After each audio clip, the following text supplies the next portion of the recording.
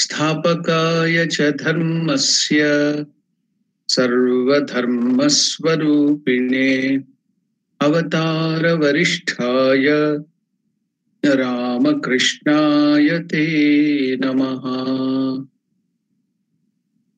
Namaskar to all of you. Welcome to the study of great Master Sri Ramakrishna. Yesterday, we completed the Madhura Bhava sadhana of Sri Ramakrishna.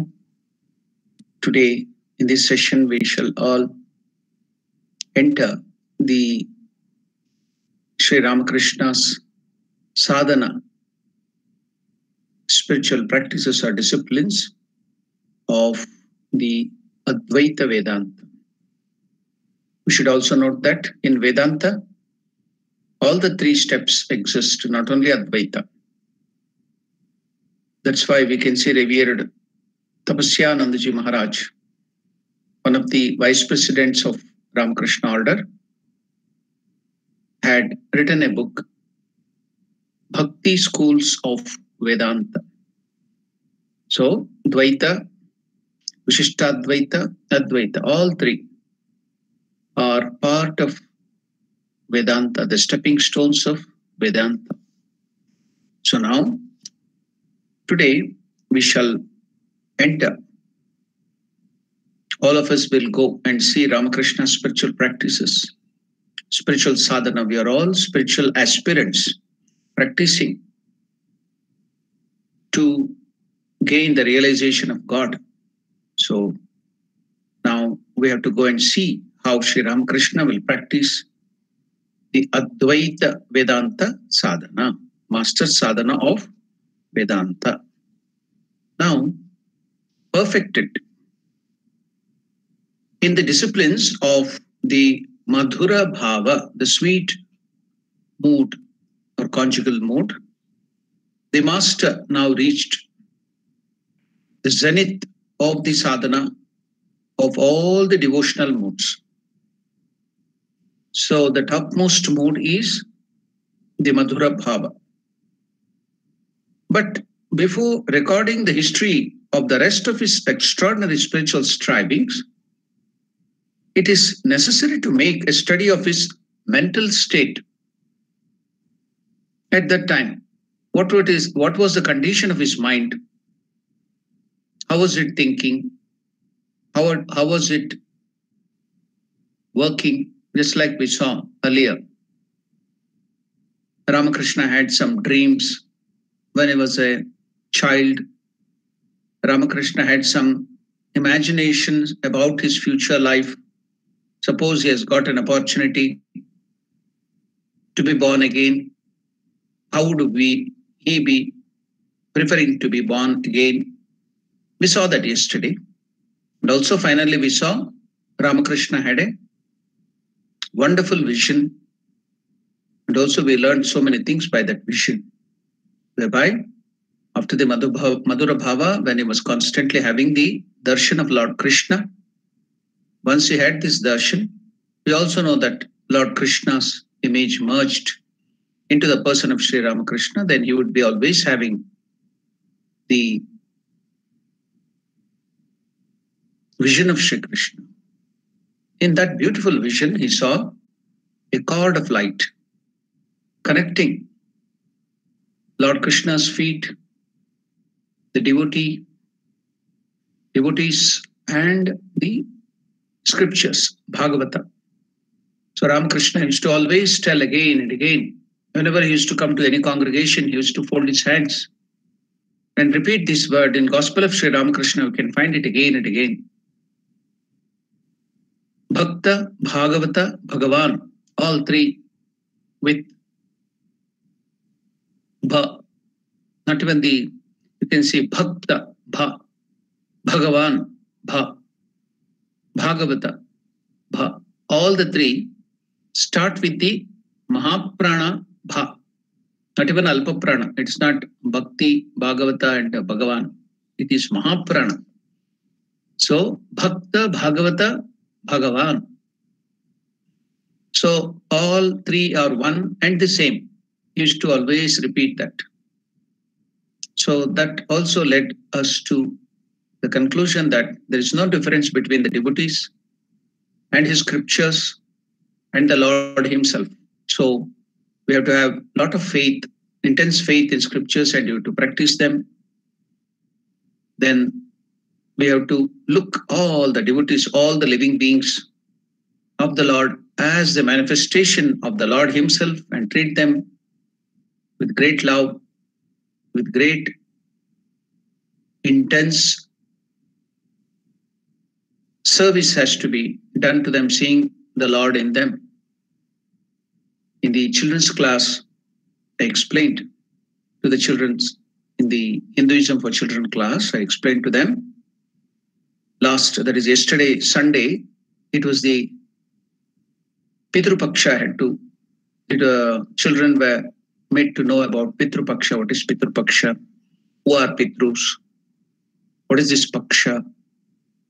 What happens during time? I went to the details of Pitru Paksha in the Hinduism for Children's class. So there I mentioned to them, how do we view the Pitrus, the ancestors? Who are they? Why do we worship them? Why do we serve them during this period? Why do they come?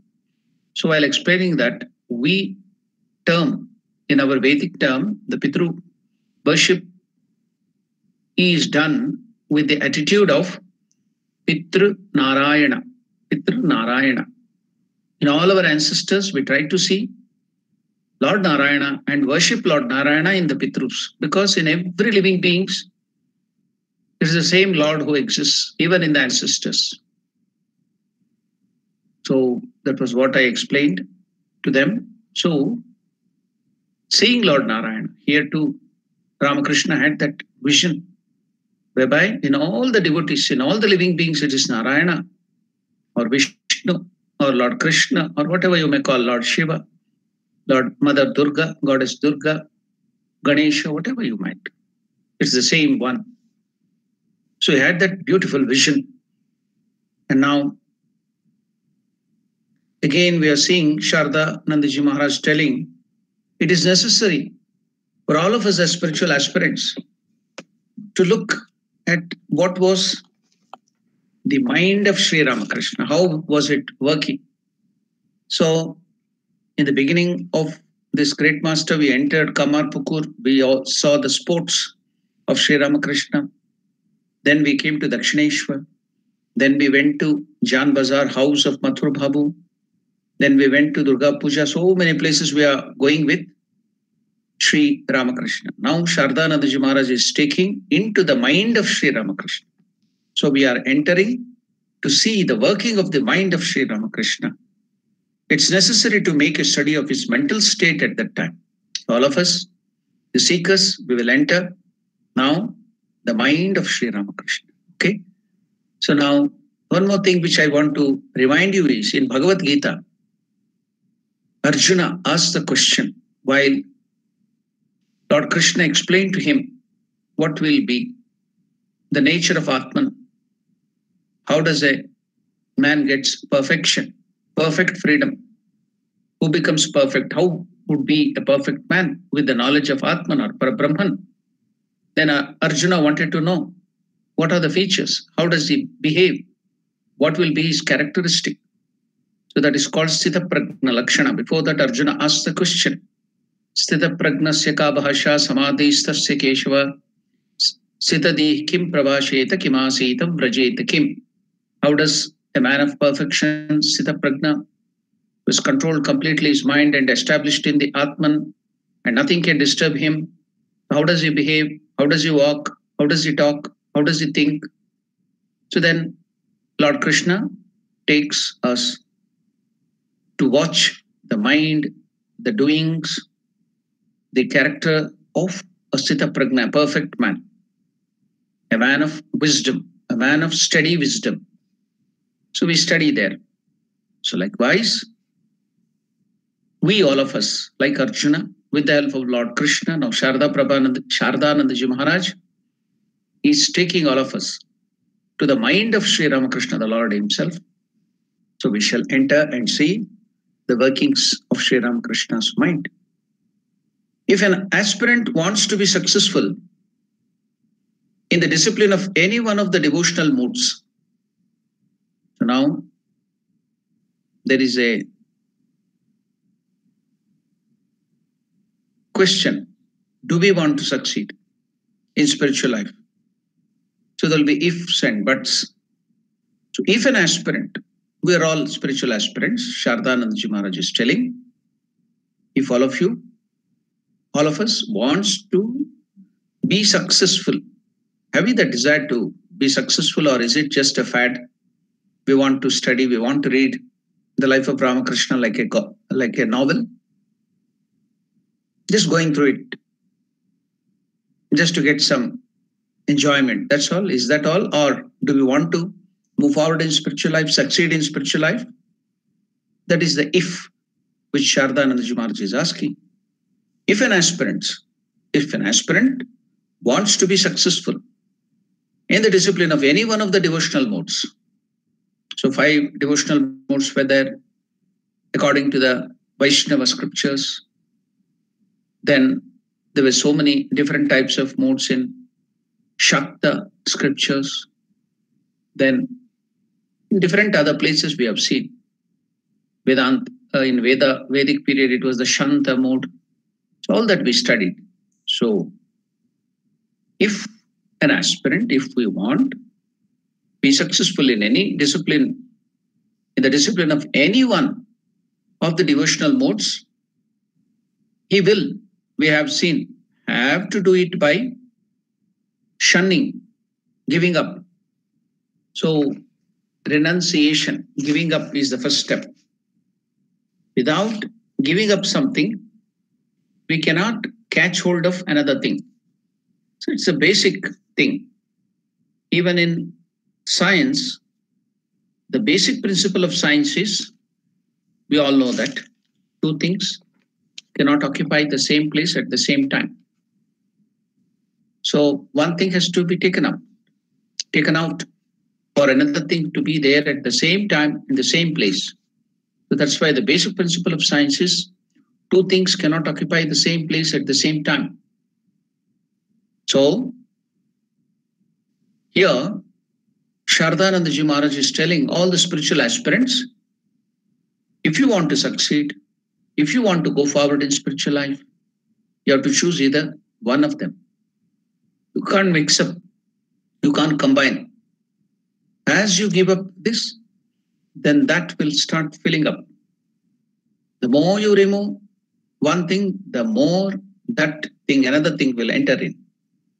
So what is that? If we want spiritual life to enter us, then what are we to do? We have to shun. We have to give up. That's why in sannyasa, what is the meaning of the word sannyasa? Samyak. So that word can be taken as samyak, very nicely. Samyak means very nicely, very well. Samyak, nyasa. In puja also we get the word nyasa. The word nyasa in English means consecration. And it has another connotation too. What is that? It has 2 meanings. Nyasa means nyas kshipane, that is throwing away. Samyak nyasa means giving up or throwing away very nicely, very well, is the first meaning. Second meaning is placing it very well. Somewhere, consecration means you have to establish it, you have to place it at one place.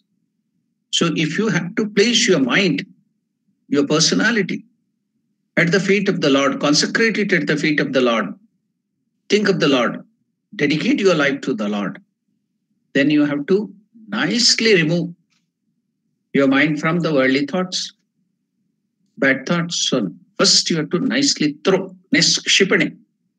Then when that thing, the worldly things are thrown, the paltry things, the lower things are thrown away, then automatically your mind will be free. Then you can place it at the feet of the Lord. That is free of all these external attractions, external attachments. That mind can be very well placed, consecrated at the feet of the Lord. That is the meaning of sannyasa, samyak nyasa. So here, Shardananda Maharaj is telling, if the spiritual aspirant wants to be successful in the disciplines of any one of the devotional modes, likewise, we can also change or turn the same thing. If the students want to be successful in student life, then suppose tomorrow he has the examination. Can he be watching his mobile, WhatsApp and other things? Can he be surfing? Can he be looking at some internet? Or will he be wasting his time in watching a movie, sleeping nicely? Or will he be going on playing some games in the phone? Or will he be going on to the party or eating? So, it becomes automatically by default, people who are preparing for the examination, they give up all the other things: sleep, entertainment, recreation, eating too much. They eat very lightly. Nobody teaches them, nobody guides them, nobody prompts them.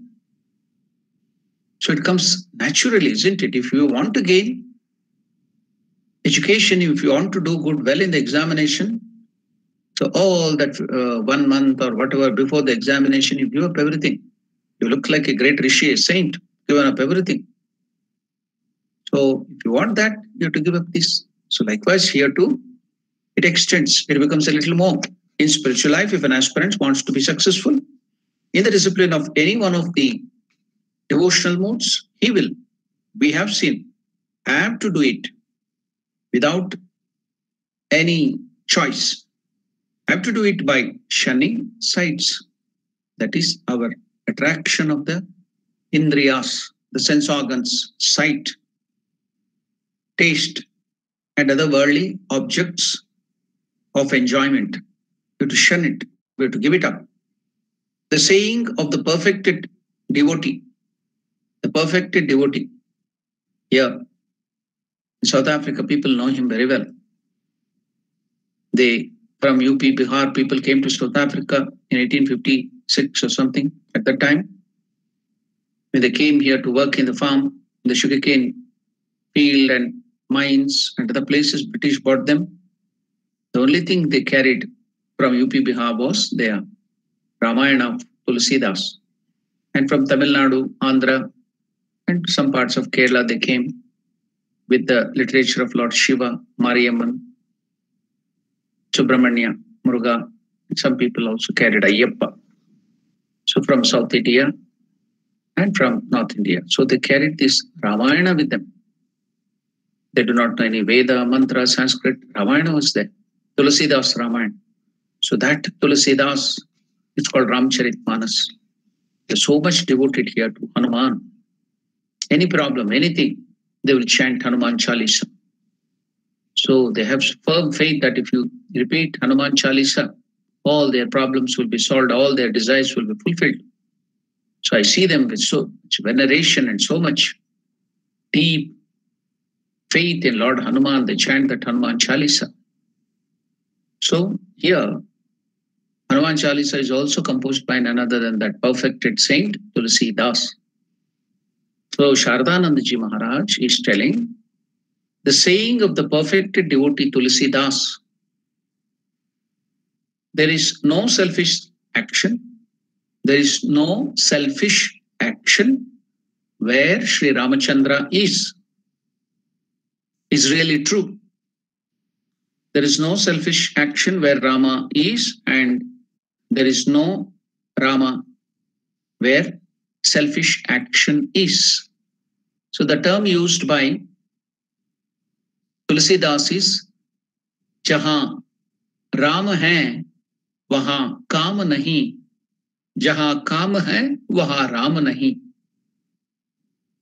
जहां राम है वहां काम नहीं, जहां काम है वहां राम नहीं. Wherever Rama is, there cannot be this lust or intense desire. Wherever this lust or intense desire, kama, is, there Ramachandra doesn't exist. So to make it more easier to understand, we can take the example of Lord Surya, sun. So once sun had a desire, it seems. Now we all praise while you are giving Surya Arkhya or praying to Surya. Om Namo Vivasvate Brahman Bhasvate Vishnute Jase Jagat Savitre Shuche Savitre Karmadayine. So another mantra also will be told. Other than this, Om Vivasvate Brahman Bhasvate Vishnute Jase Jagat Savitre Shuche Savitre Karmadayine in the Surya Arghya. And in that Lord Surya is praised as the enemy of darkness. So Divakara is also called. Then Ari means Vairi, the enemy of darkness. So Surya will be praised by the devotees again and again. What is that? He is the enemy of darkness. He is the enemy of darkness. So now Lord Sun started getting a desire to know or see who is his enemy. They praise me, all the devotees are praising me. The darkness is my enemy, darkness is my enemy. Dvanta Arim. Dvantarim Sarvapapagnam Pranatosmi Divakaram. So Dvantarim Sarvapapagnam Pranatosmi Divakaram. So in that Dvanta Arim, Dvanta means darkness. Arim means enemy. So they call me Dvantarim Sarvapapagnam, one who removes all the sins. So who is this darkness? I've never seen in my life. I want to see. So he asked some of the devotees who are praising him, can you please show me darkness? I've never seen darkness. So I want to say, I'm getting a desire to see the darkness. Will you please bring and show me darkness? The devotee was very happy. Yes, oh Lord, why shouldn't I not fulfill your desire? I will do that. So he caught hold of the darkness in a box or in a container. So here in South Africa, if we tell box, they will tell cartoon box or something like that. So the plastic box or whatever the box you have to call it as, metal box, you have to call it a container. Okay. So the devotee took a container and he filled the darkness into that container, pushed the lid. So the darkness was encased or encompassed, captured in that container with the lid. The lid was put on that, and he bought that with great eagerness to fulfill the desire of Lord Surya, to show him what his darkness is. So both were very happy. Surya also wanted to see darkness, his enemy. Then the devotee also opened the lid. Surya is asking, where is darkness? I had got it, oh Lord. In that container I bought to you. Where did it go?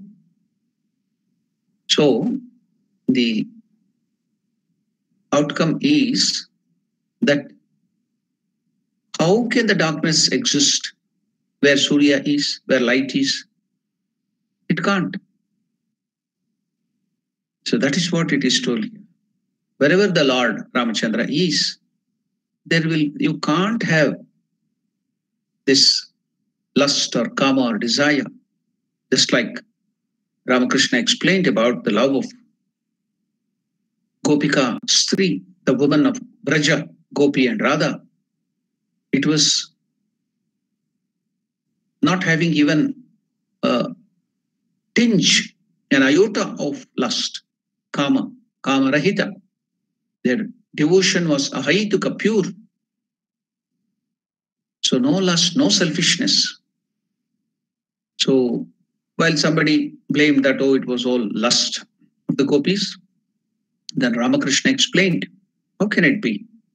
See, even the presence, when they would see Sri Krishna, the rays from the body of Krishna, when they would touch the gopis, they would feel the joy of millions of whatever unit of joy.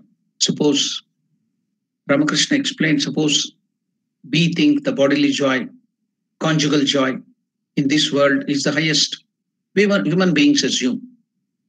So if that is taken, the highest joy of this world as one unit, and what would be the amount of joy you get when you see the Lord or be present in the presence of Lord? When Krishna would be there in Vrindavan, the child Krishna of 8 or 7, he left. You should note that Krishna left Vrindavan at the age of 10. After that, he never came back to Vrindavan. So all these Gopikas, Stris, Radha, everything, they loved Krishna. When he was a child of 7 or 8 or 9, that's all. He was such a small child. So where can be lust there? Waken the Bikama there. It was just pure love, devotion to the Lord. He's a child of 6 or 7 or 8 or 9. That's all. 10, he was not there. After that, he never came back to Vrindavan. He went away to Mathura. After that, he went to Dwaraka. Never came back to Mathura or Vrindavan. So, while explaining that, so if this unit of joy, the worldly joy, the highest unit is 1, if you take that as 1 unit, then multiplied by the number of hairs, hair follicles on your body, multiplied. So millions, billions, there is infinite time. So even the presence, if you see Krishna is nearby, the Gopika Stris would get the joy of millions and millions of millions of multiplied by 1 unit of joy, that is the sexual joy or whatever. If that was the amount of joy they used to get by this, just by being near him, then where is the question of lust? Is a paltry thing.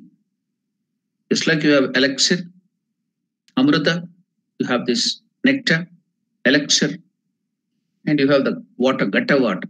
You've taken water from the sewerage and kept in a cup.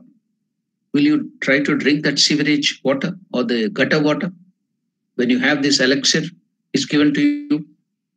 No, you would not even care for that gata water. Once you have tasted elixir or amrita, even if you don't get water to drink for many, many years, you would not go for gata water. You will give up your life, but you will never go for gata water. So that is Ramachandra. That is the Lord. That is Parabrahma Swarupa. That's why it's called Satchit Ananda. Infinite existence, absolute. Infinite knowledge, infinite consciousness, absolute. Infinite bliss, absolute. Infinite bliss, absolute. So here, Shardananda Maharaj is telling the words of Tulsi Das, Jahan Ram hai, wahan Kam nahi, jahan Kam hai, wahan Ram nahi. They cannot coexist, just like the sun and the darkness cannot coexist, the enemies.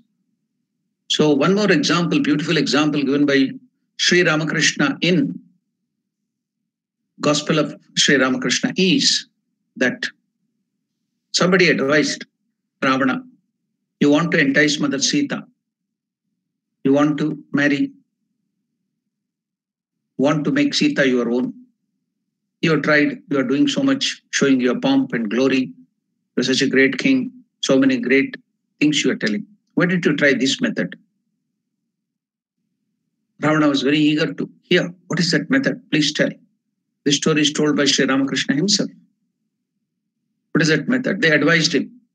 Somebody advised him, why don't you disguise yourself as Sri Ramachandra? You are a Mayavi. You have magical powers. You can put the form of Ramachandra. Then Sita Ma will fall to your form of Ramachandra. Then you can have Sita Ma for yourself. Do you know what was the reply of Ravana?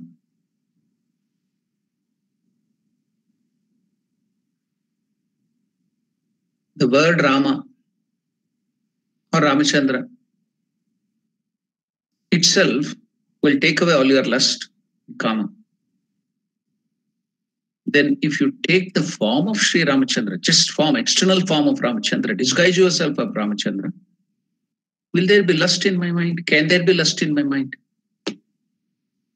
There can't be lust at all. If you disguise yourself as Ramachandra, put the dress of Ramachandra, there's no question of lust, Kama at all. It will vanish. Then where is the question of then the beauty of Sita, the beauty of that woman's body will look like the graveyard or the cremation ground ash. The beauty of the body of a woman, if you take the form of, if you think of Sri Ramachandra, if you take the form of Ramachandra, you will become so pure that the lust will go away, and even the beauty of the body of a woman will look like the ash of the graveyard or the ash of the cremation ground. That was the reply of Ravana. So you can see, Jahan Rama hai, wahan Kam nahi. Jahan Kam hai, wahan Rama nahi. These things cannot coexist. Sri Ramachandra, that is the Lord, Parabrahma Swarupa, and the desires, sense objects. That's why Shardanandaji Maharaj is telling, if an aspirant wants to be successful in the disciplines of any one of the devotional modes, he will have, we have seen, have to do it by shunning sights, the desire for sense objects, senses. You have to shun it, sights, tastes, and worldly objects of enjoyment. The saying of the perfected devotee Tulsidas, just now I told, there is no selfish action where Rama is, and there is no Rama where selfish action is. Like the sun and the night, the two do not coexist. So the history of the extraordinary striving of Ramakrishna bears this out. He had stood on the solid basis of the renunciation of lust. He stood on the solid basis, the foundation. So the foundation of spiritual life is not a Gali Gopura, or it is not the castle built on air. You cannot build a castle or a big palace on air. So if you go climbing Tirupati, the first step, by the road you won't find that, but while climbing the steps, 3,000 or 6,000 steps you have to climb. While climbing, after some 2,000 or 1,000 steps, you can find one place, the Gopura. Gopura means the tower. The name that is called Gali Gopura. Gali, there is, means in South Indian language, Gali means air. Gopura means tower. So tower built in air. So that is, in English you can call it as building castle in the air. So can we build our house or big building without a good firm foundation? Then even the smallest thing, the rain will wash it off. It will make it fall down. So you have to build your spiritual life, that big building, the solid rock foundation. What is that rock foundation? Now, Shardanandaji Maharaj is telling, he has stood, Ramakrishna stood on the solid basis, solid foundation of renunciation of lust and gold. Before he began practicing the devotional modes, he could master in a short period whatever mode he practiced at any time, because there is no attraction, distraction of his mind. Mind is just simply rushing to the goal. No distractions at all. Pure mind. Why? Because it is built on the solid rock foundation of renunciation of gold and lust. That is the basis. So that is why Sri Ramakrishna could master, the master could master. The master could master in a short period whatever mode he practiced at any time, only because he never deviated in the least from that basis. Therefore, we are to keep it clear before our mind that he was now incessantly dwelling in a region far beyond the bounds of the temptation of the lust and gold. There's no question of that at all, because it cannot coexist at all. When you realize that highest elixir, Amrita, Amrita means no death. Amrita means death. Amrita means no. So when you drink Amrita, where is the question of death? So these things would not even come near. So as he was incessantly making effort for God realization for a period of 9 years, by renouncing the desire for the enjoyment of worldly objects, his mind now reached through constant contemplation such a state in which even the thought of anything unconnected with God appeared as poison to him. So now, do you know where we have entered? Where Shardanandaji Maharaj took us now? into the mind of Sri Ramakrishna. Once we enter the mind of Sri Ramakrishna, what are we to note there? We have to note the functioning. We have to note the way the mind of Sri Ramakrishna is thinking. How does it act? So we are now watching. So we have to be aware of that. But do not forget, we are now observing, entered the mind of Sri Ramakrishna, and we are observing the mind of Sri Ramakrishna. So as Sri Ramakrishna was incessantly making efforts for God realization for a period of 9 years by renouncing the desire for enjoyment of worldly objects, his mind now reached through constant contemplation, such a state in which even the thought of anything unconnected with God appeared as poison to him. So now you can understand how we have entered the mind of Sri Ramakrishna and noted the wonderful behavior, the way Sri Ramakrishna's mind thinks, and shouldn't we apply at least something? What Sri Ramakrishna is doing, the mind is acting like that. We should train our mind also to be like that. So Ramakrishna used to tell many times, whatever have I done, whatever sadhanas I have done, if you do even 1/16th of it. So now in Indian rupee, they tell there are 16 annas, just like we call in the Western standard cents. So in Indian rupee, $1 or something of Indian standard, 1 rupee, from time immemorial, this is the way they divide it. 16 annas make 1 rupaya. Rupyaka. In Sanskrit is rupyaka or rupai. In Hindi, rupya. In English, they call it rupee, rupai. So whatever. So has 16 annas.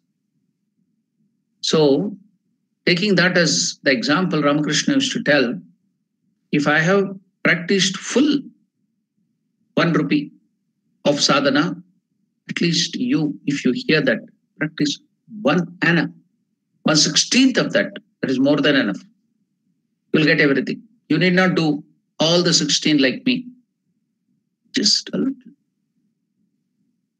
Try a little, whatever I've done. So we should remember the words of Lord Krishna in Bhagavad Gita. What does Lord Krishna tell? Swalpamapyasya dharmasya trayate mahato bhayat. Swalpamapyasya dharmasya. The path of renunciation, sadhana. Not renunciation, the path of righteousness, sorry. Swalpam api asya dharmasya, the path of righteousness, the sadhana, if you practice even little, swalpam api dharmasya prayate, it will protect you. Mahato bhayat, from great dangers. Even a little. An iota of practice, of spiritual practice. Little. Even little in thought, if you think of that, it will protect you. You do the act of righteousness, think of God, do the karma yoga, serve the devotees, serve the Lord. Do even a little, that will protect you from great dangers. Words of Lord Krishna, Swalpamapyasya dharmasya. So you are doing so much of good work of the Lord. Seen our devotees, even yesterday they had gone. In Johannesburg, they are doing so much. Every month they are going to the patients who are suffering. The COVID work is being done. Govinda work or Corona Mataji's work is being done. They're going to the slums. They're going to the poor people area. They can't come out. They can't work. They're collecting money with great difficulty. They have their own problems. Many people are retrenched. They're losing their jobs. Everybody, nothing that you are great or somebody, everybody is losing their job. They're not worried about their job. They're not worried here. I'm speaking about the volunteers and the devotees of Johannesburg Ramakrishna Center. We are all young, no ego devotees. They're sacrificing. Many have lost their jobs. In spite of that, they're dedicating their life, going to the houses in the slum areas. They can easily contact COVID and die, or something may happen. Taking the name of Lord Ramakrishna, belief, having faith in Ramakrishna, they're going to their houses, supplying them the food materials for 1 month. Every month they are going. Some Saturday, they will all come and meet at one place, pack the things so that those people can have those clothings, masks, sanitizers, food materials. If they are Africans, what kind of food they want. If they are Indians, what kind of food they want. So they're making separate, they're giving them with great care, serving them. And yesterday they had gone to some Tamil Federation in Pretoria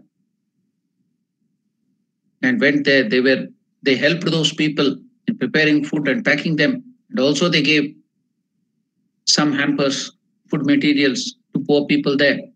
Those Federation people were very happy. Tamil Federation people were very happy to receive our volunteers and do the work. I posted that, whatever work was done. The picture and other things on many of the WhatsApp group, many might have received it. So like that, they're doing so much of work. So such work of the Lord, even think of the good of Swami Vivekananda tells, even if you think in your mind unselfish thoughts, it will take you so much in spiritual life. Do something like that. Then what would be the amount of spiritual progress you can have? Very fast. That's why you can see our volunteers will be blessed by Sri Ramakrishna and Mother Sharda Devi. Because Krishna is telling us a little bit of work for others, God's work, righteous work. It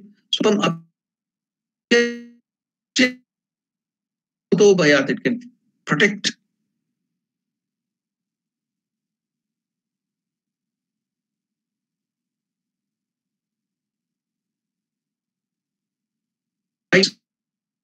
Movies and are slept nicely.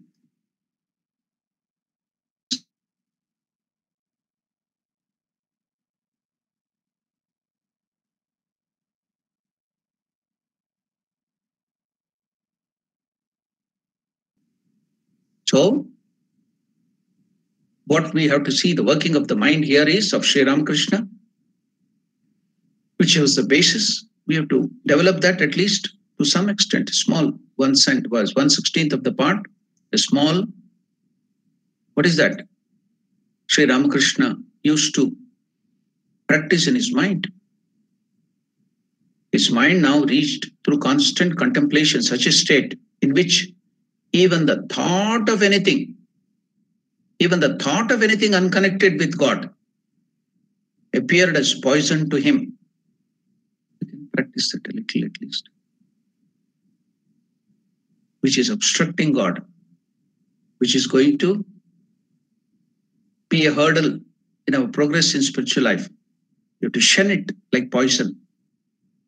The worldly thoughts, conversation, chit-chat, without any aimless chit-chatting,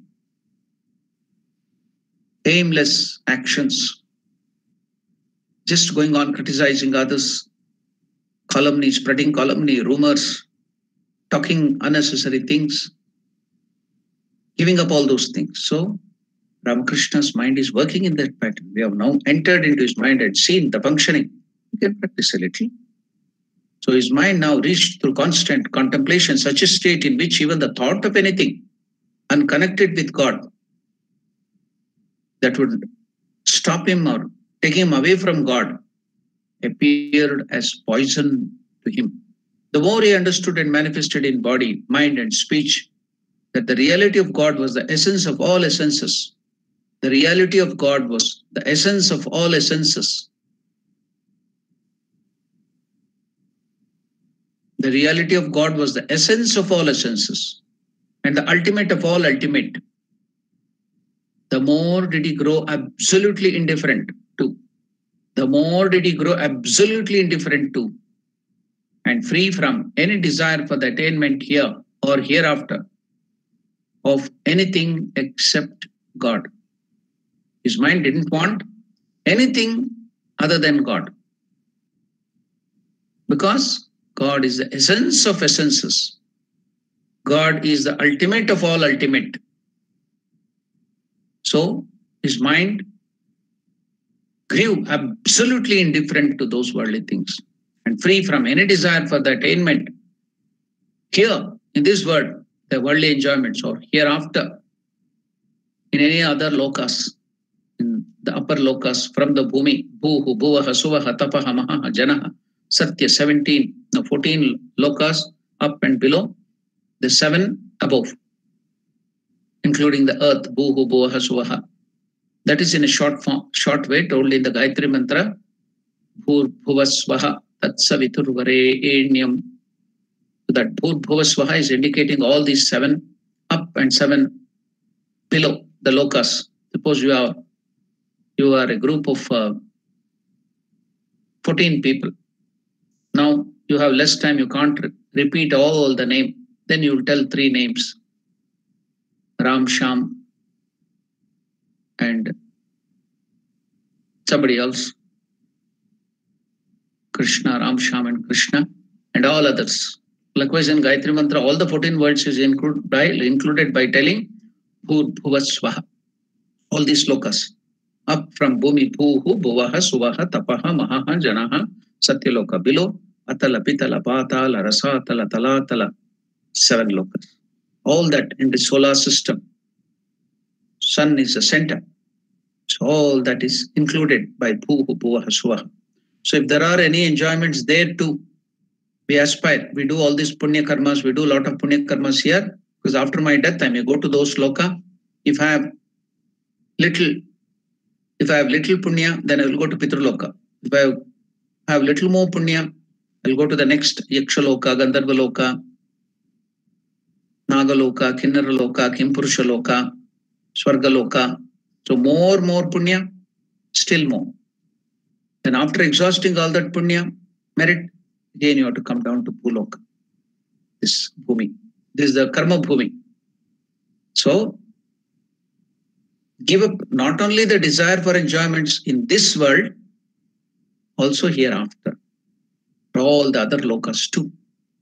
So that's what Ramakrishna's mind has given up. The desire for attainments here or hereafter of anything except God. The mind of Ramakrishna doesn't want anything other than God. God and God alone. Because he has come to know God is the essence of all essences, Sara. Sara of all the Saras, essence of all essences, ultimate of all the ultimates, the highest goal of all the highest goals. The more did he grow absolutely indifferent to and free from any desire for the attainment of here and hereafter, anything except God. He would shun anything, taking away his mind from God as poison. So we have seen, entered the mind and seen, at least we can practice it little. Forgetting all worldly things and the pains and pleasures of his body, he was now so much accustomed to the one-pointed meditation on his chosen ideal that his mind could in a moment withdraw itself from external objects, get concentrated on that ideal and enjoy divine bliss. How was the working of Sri Ramakrishna? We were all entered into the brain or mind of Ramakrishna. How is it working? How is the machinery called Chitta or the mind of Ramakrishna working? Forgetting all worldly things and the pains and pleasures of his body. Would never care for the pains of his body, the pleasures of his body. What is happening to the body? He was now so much accustomed to the one-pointed meditation only on God, nothing. Then where is the question of pain? If you focus on just God, the joy of God only fills your body. All your pains, all your sufferings will be gone. So one-pointed meditation on his chosen ideal that his mind could in a moment trace, withdraw itself from the external objects, get concentrated on the ideal and enjoy divine bliss. Days, months and years rolled on in that way, yet his bliss, the divine enjoyment, would not leave him even for a moment, nor could he ever lend himself to believe that there was anything but God to be desired for in life. He didn't even know there was something other than God to be aspired for. He didn't know anything other than God. And having unlimited devotion, faith, and dependence on the universal mother, Kali, Avatarini Ma, the ultimate cause as the goal, the supporter, the Lord, the witness, the abode, the refuge, and the friend, all in one. So that is Bhagavad Gita shloka is there, similar to that. In the 9th chapter, 18th verse, all in one. Bhagavad Gita, Lord Krishna tells the God should be like the goal, the supporter, the Lord, the witness, the abode, the refuge, and the friend. The master had not only bound himself to Divine Mother or God in the form of Mother in eternal loving relation, but also accustomed himself thoroughly to perform all actions of his life, big and small, whether it is big or small, everything exclusively at the command or as a will or hint from the Divine Mother. Everything he performed as the will of Divine Mother, command of Divine Mother, even the smallest things, small things too. For he had various proofs of the fact that through absolute childlike dependence on the Mother, Divine Mother, the aspirant can realize her constant presence by his side. So how can you realize the constant presence of Divine Mother or God in your life? So now we have entered the mind of Ramakrishna. We have to see all these things, spiritual aspirants, isn't it? For Sri Ramakrishna had various proofs of the fact that through absolute childlike dependence on the Divine Mother, I think next week, Sunday, in the Hinduism for Children's classes, we have the parables of Sri Ramakrishna. So many parables and stories are there. We can't tell all. So we have taken up 2 parables to teach the children. So in that, one of the parable is absolute faith of the child on the words of Mother. So no doubt at all. So whatever the mother tells, the child, small child, will believe it 120%. So there is no doubt at all. So Ramakrishna's mind was like that with the Divine Mother. Absolute faith. So the story we have given there for the next week, Sunday class for the children, is that there was one boy called Jatila. He used to be going to the school. He had to cross a forest. He was so afraid of the sound and of the wild animals, maybe of the ghost too. So he used to come crying. Any sound, he would be afraid and he would come to Mother crying, "Mother, I'm afraid to go to the school. It's so many kilometers away." The mother consoled him, telling, "My dear child, you have a brother. The Lord Krishna is your brother. He is there in the forest. He will be grazing the cows. If you just call him, he will come and help you." Mother just tried to comfort him, console him, that's all. She didn't believe in it, but the child has absolute faith in the words of Mother. Because Mother is everything to that child. The small child believed. The next day it was so happy. It took its book and started going to the school. On the way it heard so many sounds and was afraid. Then immediately it calls his brother, "Madhusudana, where are you? Please come, Madhusudana. Oh Lord Krishna, Madhusudana. Bhaiya, Madhusudana, brother Madhusudana. Please come, where are you?" Then he cried. The Lord would not come. He cried, "And my mother has told that you are there. Come, come." Then the Lord Madhusudan couldn't withstand the cry of that baby. Came running, told him, got hold of his hands. "I'll be grazing my cows here in the forest. Whenever you want, you come, you call me. I will come and help you." So he used to take holding his hands to the school and he used to come back. Again, when he entered the forest, Krishna would be there waiting for him. The moment one call, he would come and take him back to the house. So, since it had absolute faith in the words of the mother, the child, it believed so much that Krishna appeared. It became a reality. Likewise, the child like absolute faith, that is very, very important.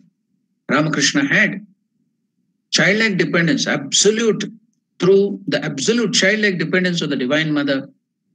We should also have that childlike absolute dependence or belief or faith in the words of the Guru and the scriptures, in the words of the elders, in the words of the father and mother.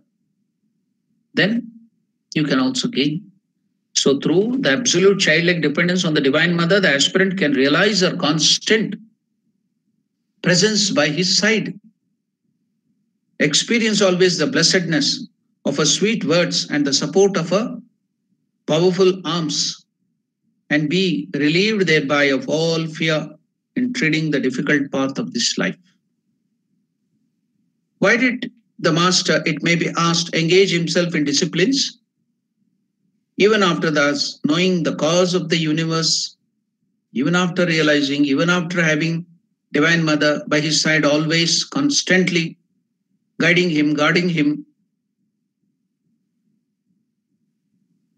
not even a blink of an eye, the time of the blink of an eye, will Mother leave him, holding his hands.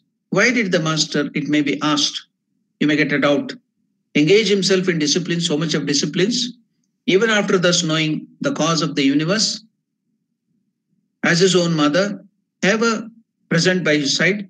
Why did he practice all those disciplines? What was the necessity? What is the relevancy of any further spiritual disciplines when one has already realized that she, for attaining whom all disciplines and austerities are practiced by aspirants, is utterly your own? So now you have to gain something. So you work for that. You work, suppose you join the work to earn money. Okay, you got billions and billions of dollars in your bank and in your house. Will you join the work and earn money? No. When you have so much of money, what is the necessity of joining the work? You will enjoy it. So likewise, when he has the goal that is to be reached by spiritual discipline, the cause of the universe is with him, always guarding him, the Lord, in the form of Mother, then what was the necessity of spiritual practices for Sri Ramakrishna? So if you have a question, so Shardananda Ji Maharaj will discuss it. Although we discussed this question before from one angle or one point, we shall now say a few words on it from another angle or another view. Sitting at the holy feet of the Master and listening to the history of his striving, we felt that doubt in our minds. Shardananda Ji Maharaj used to come to Sri Ramakrishna in Dakshineshwar, and sitting at his feet, all of them used to listen to the history of his striving. We too got that doubt at the time. We felt that doubt in our minds and we did not hesitate to express it to him. We also asked Sri Ramakrishna. Shardananda Ji Maharaj is telling, we asked Ramakrishna, why did you practice all those things even after gaining so much of hard disciplines? Why should you have to practice? After you have gained the essence, the goal, the highest goal was reached, to which Sri Ramakrishna replied. We shall now describe here what he told us in reply. So Sri Ramakrishna told, look here, said the Master, one who always lives at the sea coast sometimes feels a desire to see what a variety and number of precious things lie hidden at the bottom of the ocean. Where does all the precious stones, pearls, you get it at the bottom of the sea. That's why another name for sea is Ratnakara. Ratna Akara. Akara means source. Akara Grantha, source book. So Akara means source. Ratna means precious jewels and precious stones. The pearls and many other precious stones are found in the sea or ocean. So that's called Ratnakara. So the person, the ocean or the sea diver who brings up the pearls and other precious stones from the seabed, who lives near the sea, always will have that curiosity. So Ramakrishna is giving this example. What is that? Look here. He's telling his disciples who were sitting there when Sharadanandaji asked this question, why did you have to do so much of spiritual sadhana after realizing Divine Mother Kali and always she was there? What was the necessity for you? To which Sri Ramakrishna replied, look here, said the master, one who always lives at the sea coast sometimes feels a desire to see what a variety and number of precious things lie hidden at the bottom of the ocean, which is said to be the mine of all gems, Ratna Kara. Similarly, although I had realized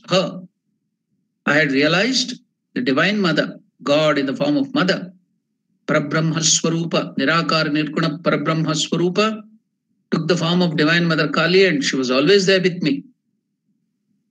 Similarly, although I had realized her and felt her presence always by my side, and a strong desire arose in me to experience her, to experience the Divine Mother, who is of multifarious forms,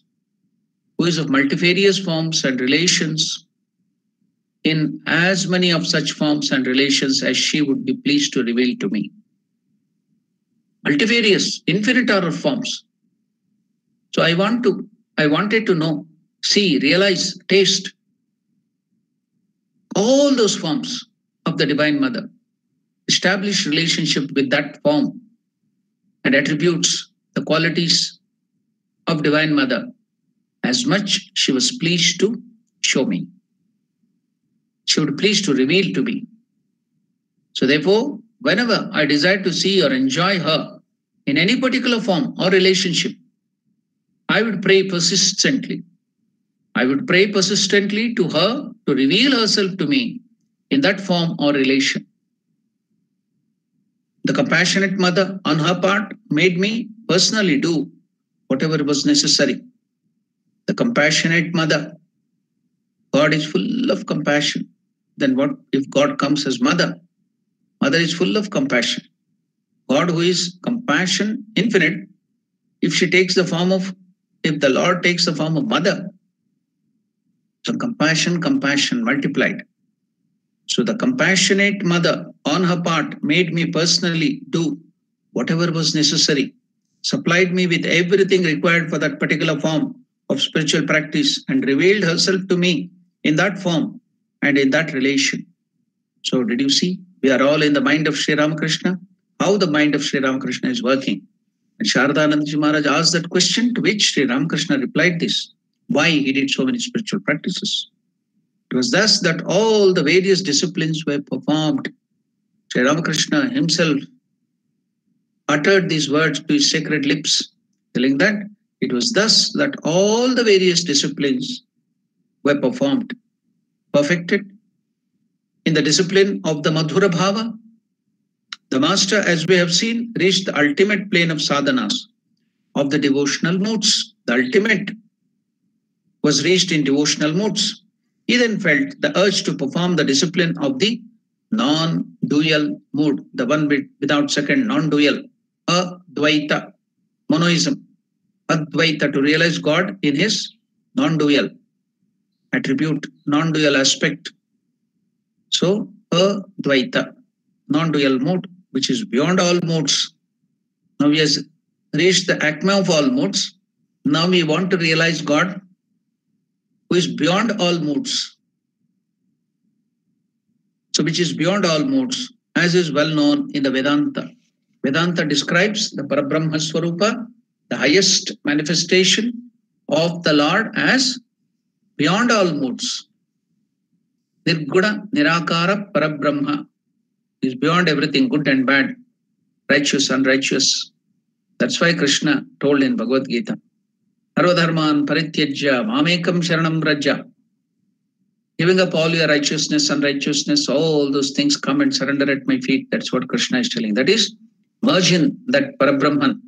Krishna, when he tells everything, aham, aham, me, means he is identifying himself with that highest Parabrahma Swarupa. That's what Swami Vivekananda has told about Bhagavad Gita. So perfected in the discipline of the Madhura Bhava, the master, as we have seen, reached the ultimate plane of the sadhanas of the devotional modes. He then felt the urge. Now the desire came in him. So the desire to realize God is not a desire. The desire for worldly things only is a desire which will obstruct. But the desire to realize the desireless is not a desire. So he then felt the urge to perform the discipline of the non-dual mode, which is beyond all modes and is well known in the Vedanta. We shall now tell the reader how the urge came on the master at the instance of the Divine Mother and how he now realized her formless attributes, nature, which is the Turiya Avastha. Now, as I told you many times, we have the 7 chakras. The lowest is the Muladhara at the end of the coccyx of the backbone, corresponding to our body, the Sushumna canal. Then above, a little above that is after the Manipura, it's the Swadhisthana. Then the next chakra is the Manipura at the navel region. Above that, at the heart region, is the Anahata. And from Anahata, throat region, it's called the Vishuddha. Agna chakra is the Turiya. Sahasrara. This is the Turiya Avastha. Turiya, highest beyond all the things. So we have these 3 states. In our day-to-day life, we undergo the 2 states only, waking and sleep. And at the most, we may go to deep sleep. Waking, dreaming, and deep sleep, Sushupti. Jagrat, Swapna, and Sushupti. So beyond this state is Turiya. Turiya, the highest. Beyond this plane, Sahasrara, 1,000-petal lotus. But only Lord, pure consciousness exists. Nothing except pure consciousness. So, Ramakrishna,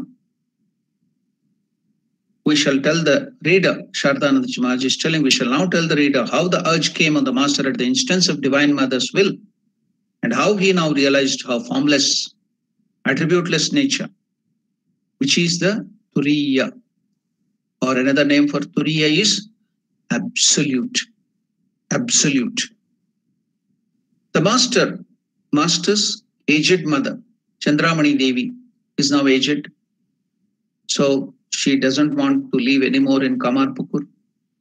She wants to spend her time with her dear child, Sri Ramakrishna. Now she shifted to Dakshineshwar. So Chandramani Devi, old mother, is now living on the upper floor of the Nahabat, below the ground floor. Mother Sharda Devi is living, doing all the cooking and helping Sri Ramakrishna and other devotees. And above, on the first floor of the Nahabat, the aged mother of Sri Ramakrishna is living there. That is Chandramani Devi. Ramakrishna was so much devoted to mother. As I told you, Ganesha ideal. Highest devotion to the biological mother. That ideal is represented or shown by Ganesha.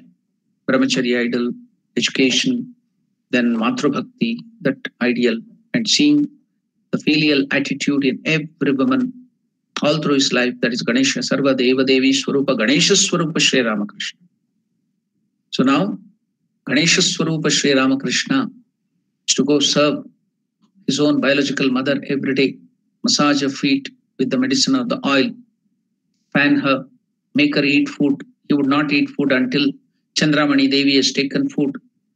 He would serve her, talk to her very pleasantly, inquire her well-being, talk to her very nicely. See, the person who has realized the highest, become a small child with his mother, talk to her, console her, comfort her in all the ways.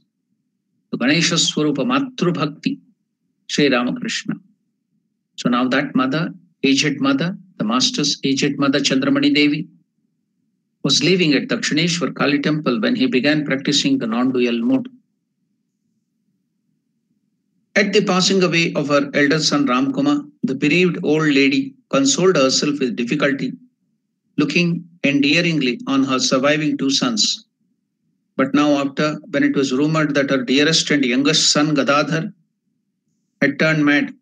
So usually the mothers love their youngest son very much. The mothers have a very special fondness and love towards the youngest son. So at the passing away of her eldest son Ramkumar, the bereaved old lady consoled herself with difficulty, looking endearingly on her surviving two sons. But soon after, when it was rumored that her dearest and youngest son, Gadadhar, had turned mad, her sorrow and grief knew no bounds. She had her son brought home, and when his condition improved a little through various kinds of treatment and performance of propitiatory rites, hope came to her again, and the old lady had him married. But when Gadadhar returned to Dakshineshwar after his marriage and his former state seized him, again the old lady could no longer control herself. Praying for the recovery of her son, she went first to Shiva temple. In her own village, we all know that, we studied that. And afterwards to the old Budo Shiva, Vriddha Shiva, old temple of Shiva at Mukundapur, and undertook a fast unto death, the vow of fast unto death. It's practiced in India. I have explained about that.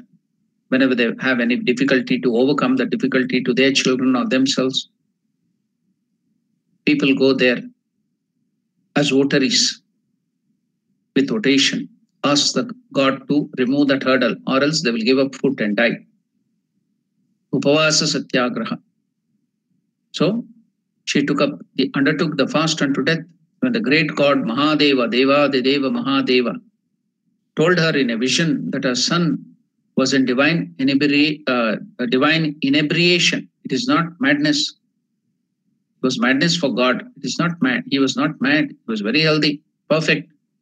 But it was divine inebriation. It looked like that to the ordinary people. She was reassured a little. Nevertheless, the world lost all its attraction for her. After getting so much of difficulties, and in your old age you get some sort of renunciation, then you are not attracted to anything of the world. So now the world lost all its attraction for her, and she came to her son at Dakshineshwar shortly afterwards, determined to spend the rest of her life on the bank of Ganga. So for Hindus, they want to live, most of them, on the bank of Ganga. They revere Ganga. It is Muktidaini. If you live near Ganga, inhale the breath of Ganga, 7 kilometers this side and that side of Ganga, even if the air passing on Ganga is inhaled, you will become pure. Your sins will be gone. And if you die on the bank of Ganga, you will get liberation. So that belief is so strong in Hindus. They revere Mother Ganga. So now, this Chandramani Devi also wanted to spend her last days on the bank of Ganga. Now, she came to Dakshineshwar to be with her son, the Ladla, the favorite of Chandramani Devi. Very much she loved Ramakrishna Gadadhar, the dearest and youngest son. So she wanted to spend her last days there and also the bank of Ganga. She determined to spend the rest of the life on the bank of the Ganga. For what purpose would it serve her? She thought, to remain attached to the world in that old age, when those for whom and with whom she was in the world were one by one leaving her and the world behind. We have already told the reader of the festival connected with Mathur's gift of the mountain of food, Annameru. So he made a mountain of food, Anna, rice and other food articles, mountain, just like a mountain, Govardhanagiri, and distribute it to all the poor people. So that festival was done by Mathur in Dakshineshwar. So during that period, when we have already told the reader of the festival connected with Mathur's gift of the mountain of food, resolved to pass the rest of her life at Dakshineshwar on the Ganga, the master's mother, Chandramani Devi, we infer, came to the Kali temple during the time of that festival in 1864. That resolve of the old lady was fulfilled. She never returned to Kamarpukur but spent the remaining 12 years of her life near the temple until she passed away in 1876. Therefore, there is no doubt that it was during his mother's stay at Dakshineshwar that the master was initiated into the mantra of Rama by Jatadhari, received the image of Ramalala from him and practiced the moods of Vatsalya, Madhura, and also the Vedanta when the mother of Sri Ramakrishna Chandramani Devi was living in Dakshineshwar. So it was all done when Mother Chandramani Devi was living there in Nahabhat in Dakshineshwar. Now, we should like to tell the reader an event showing the complete lack of avarice on the part of Master's mother. That event took place shortly after she came to Dakshineshwar. So Mathur, as we have said earlier, was now in full charge of the management of the Kali temple and was performing various acts of merits, including the free distribution of a huge quantity of food. As there was no limit to his love, regard and reverence for the master, he was always endeavoring to make some arrangements for the efficient continuance of the service of the master even after his own time. But he never ventured to speak it out on account of the glowing renunciation he saw in the master. One day he was landed, Mathur was landed in a great difficulty when, to know the master's mind, he was consulting Hriday within the hearing about transferring an estate in the name of Sri Ramakrishna. Big estate, so that after his death, who will look after Sri Ramakrishna?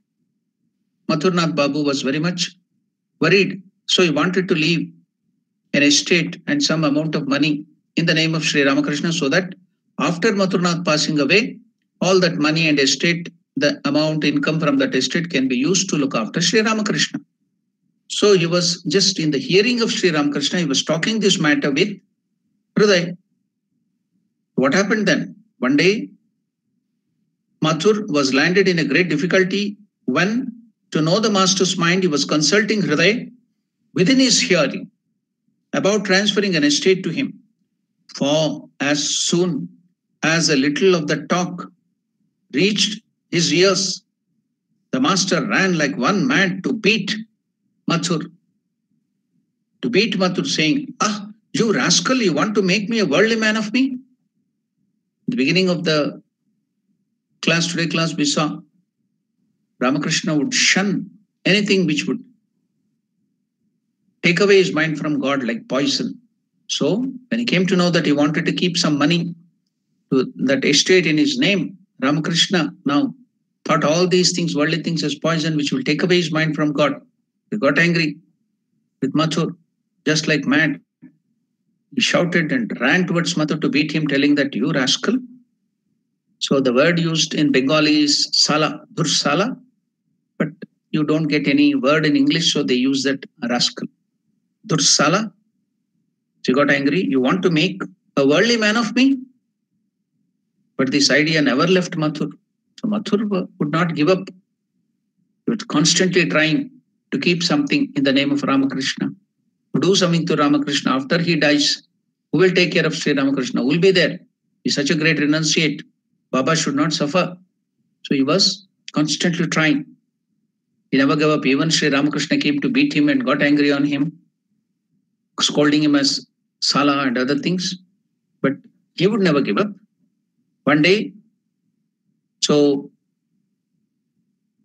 Hriday, now after that it happened with Hriday and other things, Ramakrishna also got angry and wanted to beat him.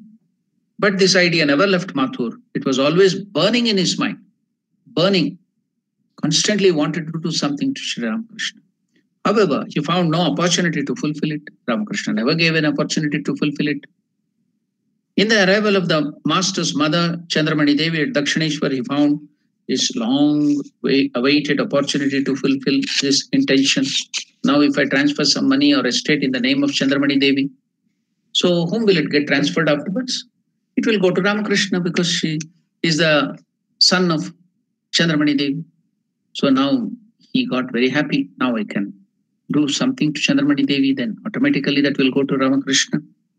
So in the arrival of Master's mother Chandramani Devi at Dakshineshwar, Mathur found his long-awaited opportunity to fulfill his intention. In this respect, he soon began to make himself a favorite of the old lady. So now he wanted to make himself the favorite of the old lady. So every day he used to go, give us something, tell her something sweet words, call her as grandmother, Aji. He soon began to make herself a favorite of the old lady by visiting her every day, addressing her as granny. That's Aji. Here, South Africa, they call it Aji. So addressing her as granny and spending some time with her in various talks. Later one day, finding an opportune moment, he made an earnest request to her thus, Granny. Now, yesterday I heard from somebody a small joke. What do they call the modern children who do not know the Indian relationship, but still they call the grandmother as Dadima? What do they call? They do not know the meaning. They know only English, the modern. We are now grown up in daddy, mummy culture, daddy, mummy culture, or mummy, daddy culture. Even in India, people get so happy when their children call them as mum and daddy. They can't call the beautiful Indian birds. So many good names are there for Indian birds. Appa, Baba, Pa. So many. Pa is also English word. It is Baba. Then Appa. So many good words are there in Pitru. All these things, Sanskrit words are there. But we are so attached to English. So if the child calls mummy and daddy, they become so happy. In Egyptian language, mummy means the dead body is there covered with so much medicine that is called mummy. So they want to be called by that name. And daddy becomes dadi. Dadi means beard. So they make fun about that mummy daddy culture. So there was one funny saying told that suppose you call your mother mum. So what do you call the elder sister of your mother? So if you call your mother mum, what can you call your elder sister of the mother? Then the child replied, I call my elder sister of my mother as, if my mother is mum, the elder sister of my mother is maximum. Then what is the younger sister of your mother? The younger sister of my mother is minimum. So elder sister is maximum, then younger sister is minimum, if my mother is mum. So likewise, what do you call your this thing?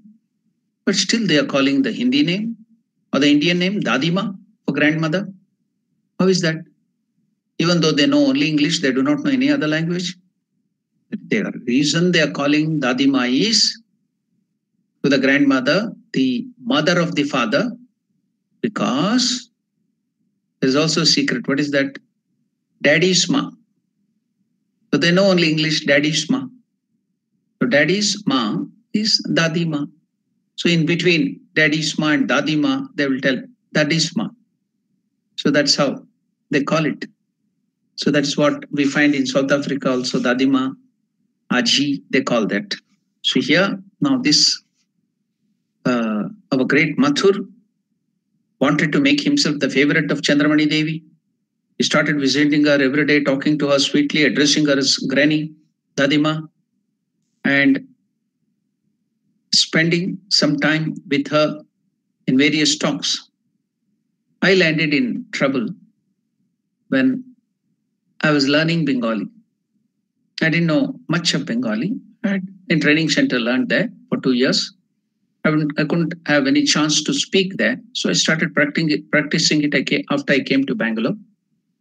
So there was a middle-aged, or he was maybe something 55, 60 years old. One cook was there in Bangalore. So he had short-tempered, and he had BP, blood pressure. So he would get angry very quickly. So he was doing the cooking job.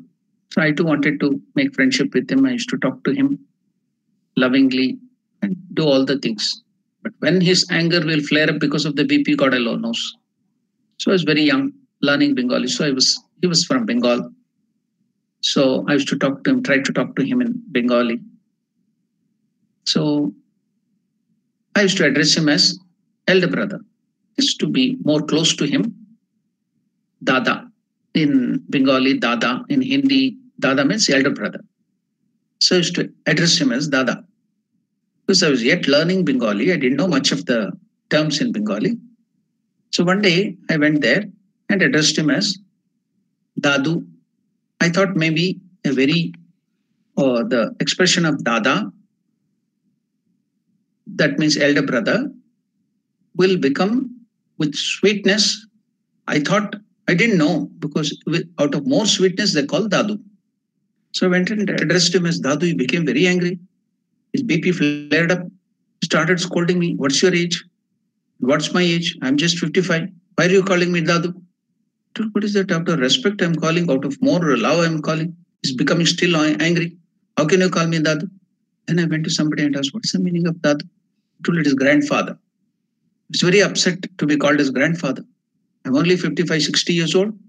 You're calling me Dadu. How can it be? Then I came to know, Dadu means grandfather. It's not brother with the sweetness. So that's how I learned the language. It is the way we make mistakes and learn. That's a different thing, but we land up in very funny situations. So now, Mathur, later on one day, finding an opportune moment, he made an earnest request to her thus, Granny, Dadima, you have never taken any service from me, your grandchild. If you really considered me to be your own, please ask for anything you want from me. I should give you something. Why don't you please ask Granny, Dadima, your grandchild want to serve you? You're not taking any service from me. Why don't you take something from me? Granny, Dadima, you have never taken any service from me. If you really consider to me be your own, please ask for anything you want. The simple-hearted old lady was in a great fix. The simple-hearted old lady was in a great fix. For even after a good deal of thinking, she thought and thought and thought. After a good deal of thinking, she could not make out what she needed. No need, no desire. She couldn't think what she needed. After a good deal of thinking, she could not make out what she needed. In this predicament, she had to say, my child, Mathur, God bless you. Through your affectionate care, I lack nothing at present. When I require anything, I shall ask you for it. So saying, the old lady opened her portmanteau and said to Mathur, look here, I have so many cloths, and through your loving care, I have no trouble about food and drink.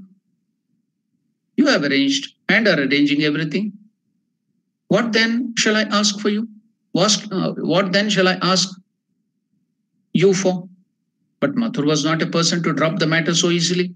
He repeatedly requested her, please ask for something, Dadi, Dadima, Dadima, grandmother, granny, please ask for something.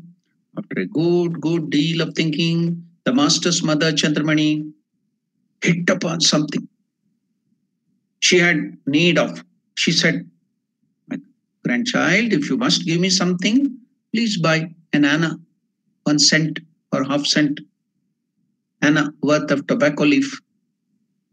For I want tobacco ashes. They burn the tobacco ashes to make tooth powder. That's very good for tooth. They burn it. They make it powder mixed with paddy husk. They make the tooth powder, natural home remedy. Now it is coming back again after all the Colgate toothpaste with the addition of fluorine and other things. Now everything is going back. In America, they sell it for $2. What is that? Charcoal put in a plastic cover. Then we used to find charcoal everywhere, munch it and brush it. Now in America, USA, they are putting it in a beautiful plastic cover, charging $2 to get everywhere free of cost. And now everything is coming back. This paddy husk, the burning of the paddy husk, the charcoal or the burnt ashes and the tobacco mix, that's very good for tooth. So Mother Chandramani Devi used to prepare that for brushing the teeth. So she asked 1 anna, pice or cent, even half or 1/4 cent of tobacco so that I can burn and make ashes and prepare my tooth powder with that paddy husk, the burnt paddy husk. So if you must give me something, please buy an anna worth of tobacco leaf, very little, for I want tobacco ashes for my teeth. Tooth powder. The worldly-minded Mathu's eye became wet. He started crying. And he saluted her and said, can any mother, other than you, give birth to such a self-denying, great renunciate son like Sri Ramakrishna? Can any other people, if your son is such a great renunciate, what can a mother other than you be? Saying so, he had the tobacco leaves purchased for her. So now she was living in Dakshineshwar. So we will study that. We will again come back to that next Thursday. Until then, we'll be meditating on the life and the sports and the mind. We have entered the mind of Sri Ramakrishna. What is happening in his mind? What are his desires? What is the way he's thinking of God? How is he giving up everything other than God? All that we shall practice, think, meditate. For now, we will end the session. So now if you have any questions, any doubts, you can ask. If you have any questions, if you have any doubts, you can ask now.